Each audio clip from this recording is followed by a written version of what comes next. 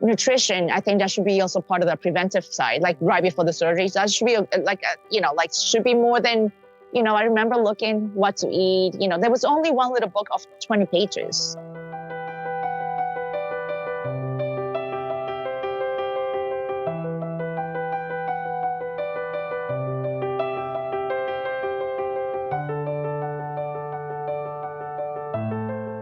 I went to my regular annual, appointments with my doctors. I did the whole gyno, primary, they do everything. I never heard from them. I went on with living my best life. I tried to donate blood, and that's when they told me, sorry, you are anemic. I was like, that's weird, because I just came to see my doctors not even a month ago, and they never informed me, that I was anemic. I went back to my doctor and I said, listen, I was rejected from donating blood, and what happened to my blood work? Make the story short, they lost the blood work, and basically that's really how everything started. I really didn't have no symptoms. I was working out, I was eating well, I was still going to the gym, so there was nothing really out of the norm. So we scheduled a colonoscopy and endoscopy. They did the process at the end. She's like, okay, we found a couple, when they give you the handout, it said ulcers, and when you hear of ulcers, you don't think much of it other than it's an ulcer. That was a Monday, literally Wednesday afternoon, like at 5:05, I get this call. I was still working, and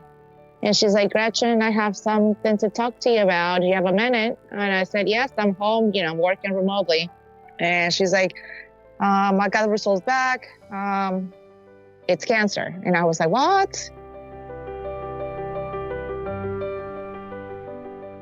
When you think of cancer, the first thing you associate is death. Unfortunately, there's nothing in between. And I went out that Friday and to GI, he explained that stomach cancer is really aggressive. So even if we were to perhaps remove part of the stomach, with time, maybe the cells were already spreading. And I said, I need this thing out of my body as soon as possible. Just by speaking to people, I went back to my surgeon. I said, listen, do me a favor.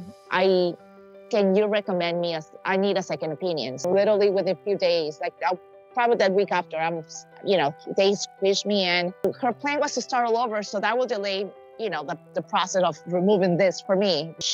Her also recommended just to have a partial at that point. If they're telling me that, it's very aggressive and they might come back, why do put yourself and your body twice through that surgery?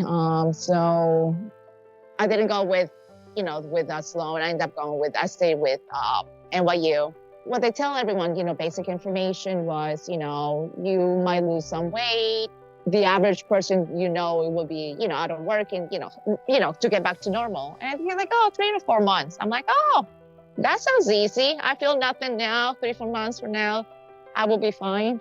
The day of my surgery, I was 137. I gained 7 pounds because I was doing the food tour, let's eat everything I can while I can. Surgery was fine, there was no complications there. After 6 days, they released me. 3 to 4 weeks after my surgery day in June, I could not drink water or eat anything. You think you are the cause, that you can speak to your body and okay, I'm gonna wait, I'm gonna give it another day, let's try tomorrow. It just didn't work. So I had to go back to the hospital. I was in the hospital again for 2 weeks. And after 2 weeks, they're like, okay, you're eating, you kind of going back, to being normal. Went back home and I tried to eat, and literally not even 2 weeks later, the same thing again. 5 months that I was in and out of the hospital every 2 weeks. It was very draining mentally. It was not going well. At that point, I'm 91 pounds. Luckily, the last surgery kind of worked out. My surgeon, what he did, he reconstructed again from the beginning. He's like, while you eat, we're going to give you the TPN so you can gain what you lost. Luckily, that worked out. He's like, okay, you're much better. At that point, I think I was 100 pounds. So they agreed that I was not going to get treatment at that point. There's not even enough data to show that it will help you, At this point, I'm thinking it might affect you more than since you're so weak. And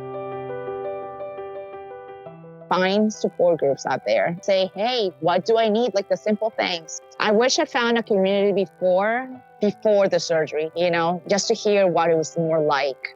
or to get a buddy, like share their feelings. It should be added from the beginning. You're going to need therapy. Go right now. It should be like number one.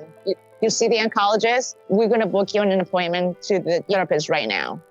Nutrition, I think that should be also part of the preventive side, like right before the surgery. And nutritionists too, like the nutritionists at the hospital, they should be more catered to gastric cancer, not just a general, because I think we are the different beast itself.